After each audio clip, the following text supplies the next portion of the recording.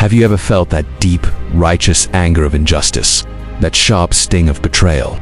Or maybe the crushing weight of being pursued by an enemy you can't even see? Your heart cries out for help, for justice, but you feel like you just don't have the words.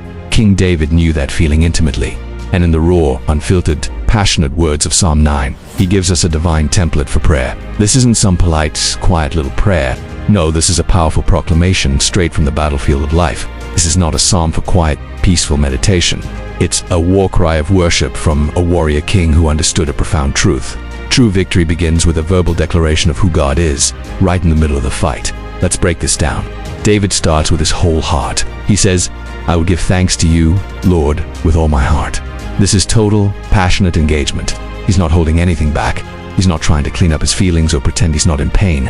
Instead, he takes all of that pain, all of that fear, all of that frustration, and he filters it through praise. It's a radical act of faith. Before he even asks for a single thing, he chooses to give thanks. He's setting the tone for the entire spiritual battle. He's saying, no matter what I see, no matter what I feel, my first response is to praise you. Then he makes a staggering declaration. He says, "I will tell of all your wonderful deeds." Who is he telling? He's telling God, of course, but he's also telling himself.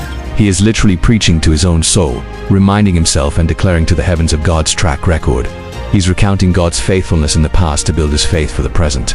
He's declaring that God is a righteous judge, a refuge for the oppressed, and a stronghold in times of trouble. This isn't just wishful thinking. It's an announcement of reality based on God's character. David doesn't ignore the enemy.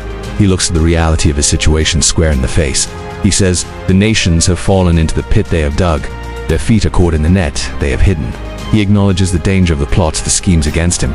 But notice where his focus is.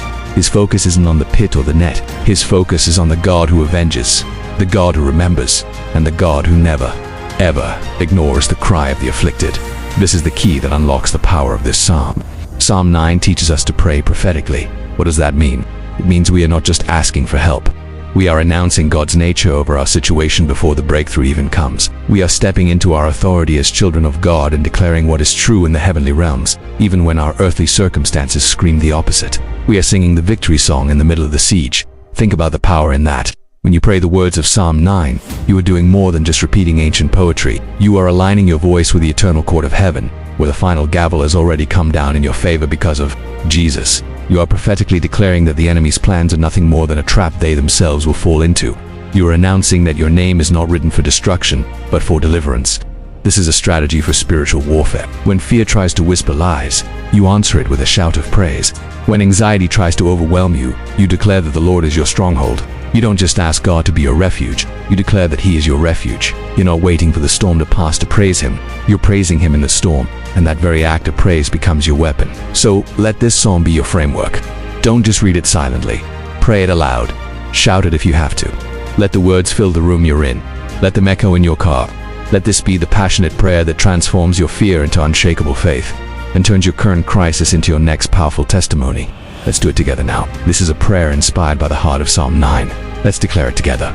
Lord my God, I come to you with my whole heart. I will praise your name forever. I declare today that you are my righteous judge, my stronghold, my never-failing refuge. I proclaim that the schemes formed against me will ensnare those who made them, for you are a God of justice. You see the afflicted and you do not forget. You are the one who lifts me from the gates of death, so that I may declare your praises. Arise, O Lord. Do not let me a mortal's triumph. Strike my enemies with terror. Let the nations know they are only human. I trust in you, my fortress. Save me, that all may know that you, Lord, reign forever. Amen. Thank you for praying with me today. If you're ready to pray with this kind of passion and power, make sure you subscribe for more prayer strategies. Like this video and comment my stronghold below to declare God's nature over your life. And please, share this with a fellow warrior who needs to be reminded of the victory they have in Christ. God bless you.